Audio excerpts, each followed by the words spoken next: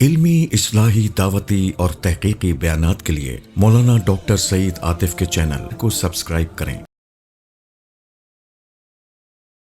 ادع الى سبیل ربک بالحکمہ والموعظۃ الحسنہ وجادلہم باللتی ہی احسن، کہ آپ دعوت دیں، پکاریں، بلائیں لوگوں کو اپنے رب کے راستے کی طرف، بالحکمہ، حکمت کے ساتھ، والموعظہ، اور ہمدردی اور غم گساری کے ساتھ، وجادلہم باللتی ہی احسن، اور کبھی آپس میں ڈائلاگ کرنا پڑے تو وہ بھی خوبصورت ترین انداز کے ساتھ۔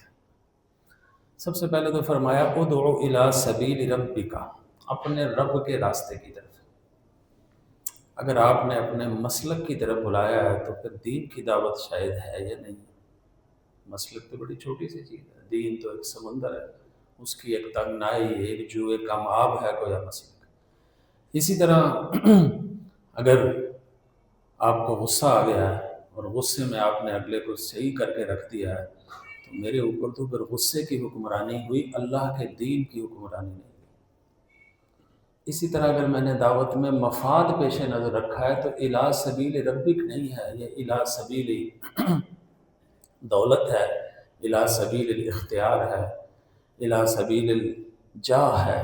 اللہ کی رضا کہاں گئی؟ یہ سوچنے کی بات ہے۔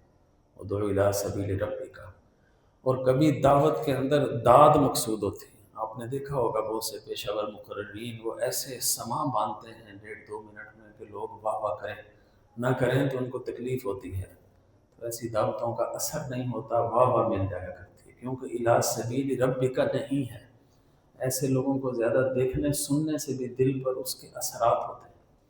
تو سادہ بات ہو اور بہت تکلف والی بات نہ ہو کہ آپ کا ادبی اسلوب، آپ کی شاعری اور آپ کے حوالوں کی بھرمار اتنی ہو گئی ہے کہ قرآن کا جو مقصود اور مطلوب ہے وہ کہیں پیچھے رہ گیا۔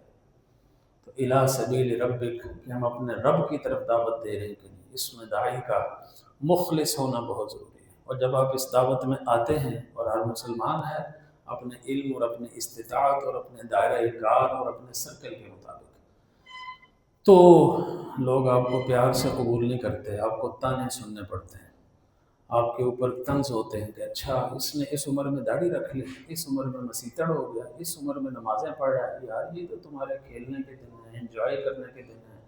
اور پتہ نہیں کیسے کیسے اشارے ہوتے ہیں کہ جن سے مخالف سے آپ کے اٹریکشن ہو، یہ وقت ہے آپ کی، کیا ہو گیا آپ؟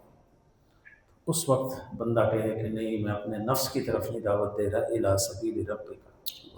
وہ چوٹیں لگتی ہیں اور گھر سے لگتی ہیں، کیا ہو گیا؟ اگر آپ کماتے ہیں اور گھر والے ہیں تو بیوی بچے کہتے ہیں کہ یہ سارا دین ہمارے لیے رہ گیا، ہماری ضروریات پوری نہیں ہو رہی، ہماری یہ پوری نہیں ہو رہی، ہم کدھر جائیں؟ تو یہ قدم قدم پر لڑنا پڑتا ہے۔ وہ جو کہا تھا کہ یہ شہادت گہ الفت میں قدم رکھنا ہے، لوگ آسان سمجھتے ہیں مسلمان۔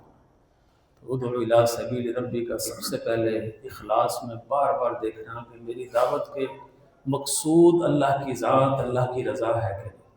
اب عملی دعویٰ آ گیا بالحکمہ، تو سب سے پہلے اس کے اندر حکمت ہو، وزڈم ہو، دانش ہو۔ حکمت کے کئی معنی ہیں، ایک معنی ہے پختہ بات، کتاب احکمت آیا، یہ کتاب ہے جس کو مضبوط کیا گیا ہے۔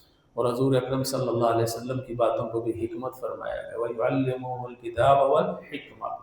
اور حکمت کا ایک معنی موقع، محل کے مطابق، مزاج شناسی کے مطابق، ماحول کے مطابق، عمر کے مطابق، تعلیم کے مطابق دین کی دعوت کو پیش کرنا۔ اسی کو حضور نے ایک مقام فرمایا، انزل الناس علی مکانہم، کہ لوگوں کو ان کے مزاج کے مطابق، ان کی حیثیت کے مطابق ڈیل کرو۔ ایک سادہ دیہاتی ہے، اس کو آپ فلسفہ معراج نہ سمجھائیں، بس اس کو انداز سے، سیدھا انداز سے، دو ڈوک انداز سے، 2 2 جمع 4 کے لحاظ سے دین سمجھائیں۔ تو حکمت کے اندر کبھی کسی چیز کو نظر انداز بھی کرنا پڑتا ہے۔ مثلا حضرت ابراہیم کا اپنے وقت کے مخالف بندے سے، بادشاہ سے مناظرہ ہو رہا ہے، تو اس کو فرمایا کہ میرا رب جو ان سے ہے یحیی و یمیت، زندہ بھی کرتا ہے اور موت بھی دیتا ہے، تو بھی کر کے دکھا۔ اس نے ایک بے گناہ قیدی کو، بے گناہ بندے کو پکڑ کے پھانسی پہ لٹکا دیا، اور ایک جو گناہ گار مستحق کی سزا تھا اس کو رہا کر دیا، اور کہا دیکھو میں نے زندہ بھی کر دیا اور مردہ بھی کر دیا۔ ظاہر ہے یہ ایک فضول بات ہے، اس کا حقیقت سے کوئی تعلق نہیں، لیکن حضرت ابراہیم نے دعوت دینی تھی آس پاس کے لوگوں کو جو اس کے درباری تھے، ان کے دل میں حق اتارنا تھا، تو فوراً اس سے اعراض کیا، اس سے بحث ہی نہیں کی، کیونکہ حضرت ابراہیم کے دل پر چوٹ نہیں لگی، اگر لگی بھی تو انہوں نے بدلہ نہیں لیا۔ انہوں نے کہا اچھا میرا جو رب ہے وہ سورج کو مشرق سے نکالتا ہے مغرب میں غروب کرتا ہے، تیری ہمت ہے تو مغرب سے نکال اور مشرق میں غروب کرتا ہے۔ فَبُہِتَ الَّذِي كَفَرَ، یہاں سے وہ مبہوت ہو گیا، لاجواب ہو گیا۔ تو حضرت ابراہیم نے اس طنز کا جواب نہیں دیا بلکہ اس کا رخ پھر موڑ دیا۔ تو یہ ہے حکمت، ہمیشہ بات کہنی ہے، کس جگہ کہنی ہے۔ مخلوط مجلس ہے خواتین کی بھی مردوں کی، تو آپ کی احتیاط اور بڑھ جائے۔ اگر آپ کا پروگرام لائیو نشر ہو رہا ہے تو آپ کے بچے، آپ کی نواسی، آپ کے پوتے، آپ کے بھتیجے، آپ کے بھانجے بھی سنیں تو ان کو شرم نہ آئے کہ ہمارے بزرگوں نے کیا فرما دیا تھا۔ پھر فرمایا والموعظۃ الحسنہ، ہمیشہ مخاطب کریں تو دل سے مخاطب کریں، ہم دماغ سے مخاطب کرتے ہیں مسکراہٹوں کے ساتھ۔ حضرت ثمامہ کا مشہور واقعہ ہے، وہ کسی جنگ میں پکڑے گئے اور انہوں نے قتل بھی کیے تھے، مسلمان شہید بھی کیے تھے۔ حضور نے ان کی پیشانی کو دیکھا کہ بڑا سمجھدار، دانش مند، قبول حق والا آدمی ہے، کہا اس کو مسجد نبی میں باندھ دو۔ تب جیل خانہ وہی ہوتا تھا، تو ان کو باندھ دیا گیا۔ حضور ان سے گزرتے تو صرف ان کو مسکرا کے دیکھتے، بس سبحان اللہ، ایک دفعہ دو دفعہ۔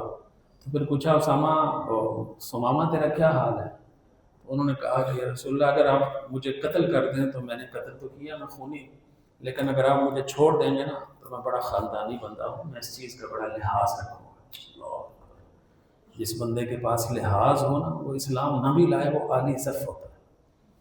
تو حضور نے چند دن ایسے مکالمہ کیا، کرتے کرتے صرف مسکراہٹوں کا تبادلہ ہے۔ ایک وقت آیا تو فرمایا کہ اسامہ کو چھوڑ دو، اللہ اکبر، ثمامہ کو چھوڑ دو، چھوڑ دیا۔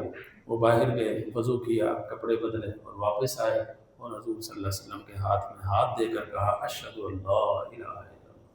یہ حکمت بھی ہے اور موعظۃ الحسنہ بھی۔ مجھے جگر نے کہا تھا کہ اس نے اپنا بنا کے چھوڑ دیا، اس نے اپنا بنا کے چھوڑ دیا، کیا اسیری ہے، کیا رہائی۔ اسیری تو اب شروع ہوئی ہے، محبت کی زنجیروں سے باندھ دیا ہے۔ یہ موعظۃ الحسنہ ہے کہ دل نرم کر لیے جائیں، مسکراہٹوں کا تبادلہ ہو، پیار سے بات کی جائے، کیا حال ہے حضور، ٹھیک ہے۔ تو دواعیات دعوت ہیں یہ۔ پھر فرمایا وجادلہم باللتی ہی احسن، مجادلہ ڈائلاگ ہوتا ہے، یہ کبھی اونچا بھی ہو جاتا ہے، اس میں آوازیں کبھی زیر و بم سے اونچی چلی جاتی ہیں۔ قرآن میں فرمایا نا قد سمع اللہ قول التی تجادلک فی زوجہا، کہ اللہ نے اس خاتون کی بات سن لی تو جس سے لڑ رہی تھی یا جھگڑ رہی تھی یا اونچا بول رہی تھی، تو مجادلے کے اندر یہ ہوتا ہے۔ اس لیے فرمایا ولا تجادلوا اہل الکتاب، مجادلے سے بچو، اگر کرنا ہی پڑ جائے تو الا باللتی ہی احسن، اس انداز سے کرو جب سب سے حسین و ایکسیلنٹ۔ اللہ اکبر۔ تو جب گفتگو ہو دوسرے کا لحاظ، جی آپ جی کہ جی میں آپ سے اختلاف کرتا ہوں لیکن آپ کے حق کے اختلاف کو تسلیم کرتا ہوں کہ آپ کو حق ہے اختلاف کا، لیکن آپ کی بات سے میں ایگری نہیں کر سکتا۔ یہ کہیں نہیں آپ کہتے ہی غلط ہیں، آپ صحیح کہہ ہی نہیں سکتے، آپ کی ہر چیز ہی غلط ہے، تو ڈائلاگ نہیں چلتا۔ تو والموعظۃ الحسنہ، دل کو چھو لینے والا انداز، اور اس کے بعد مجادلہ ایسا جس کے اندر مخالف کے لیے سپیس ہو، گفتگو ہو، سوچنے کا اس کو وقت ملے اور وہ کسی نہ کسی طرح ہدایت کی طرف آ جائے۔ یہ ہے جدال بالاحسن۔ ان کو ہم ملحوظ کر کے کریں تو دعوت کا کام پھیل سکتا ہے، مؤثر ہو سکتا ہے، نتیجہ خیز ہو سکتا ہے۔ دعوت کے لیے غیر مسلم ہی ضروری نہیں، اپنے کو دعوت، اپنے گھر کو دعوت، اپنے ماحول کو دعوت۔ اور دعوت میں صرف عبادات ہی شامل نہیں، معاملات کی درستگی ہے، حقوق العباد کی ادائیگی کی تلقین اور تذکیر اور یاد دہانی ہے۔ طنز اس میں نہ ہو، چوٹیں اس میں نہ ہو، بدلہ اس میں نہ ہو، سیاسی جماعتوں کا نام لے کر طنز نہ کیا جائے، عمومی جنرلی کو بات ہو تو وہ کہہ دی جائے۔ اگر اتفاق سے آپ کو ممبر مل ہی گیا ہے تو دوسروں کی تذلیل اور تحقیر اور دوسرے کے مسلک کو یا دوسروں کی پارٹی کو نیچا دکھانا، اور جو آپ پر بولے تو کہیں یہ دین کی اور علماء کے اوپر تنقید ہے، یہ ظلم ہے، یہ عدل نہیں ہے، یہ مناسبت نہیں رکھتی بات دین سے۔ سیاست کا تقاضے بھی ہیں لیکن ہر جگہ سبیل ربک، کہ میں جو دعوت دے رہا ہوں اس کے اندر اللہ کی رضا کتنی ہے، اس کو ہم ملحوظ کر کے جب رکھیں گے تو انشاءاللہ دین پھیلے گا، دین اندر ہمارے اترے گا اور تبدیلیاں ہمیں ہوتی ہی نظر آئیں گی۔ آج کے دور میں تو نیٹ اور ان چیزوں کی بدولت دین کی دعوت بہت آسان ہو گئی ہے، ذرائع بہت اچھے آ گئے ہیں۔ اچھے کسی پختہ عالم سمجھدار دین دنیا کے ماہر کی رہنمائی میں آپ بھی کام کر سکتے ہیں. اللہ پاک ہمیں دین کا فہم, دین کی سمجھ, حالات کی نزاکت, ان سب کا Please don't forget to like and share.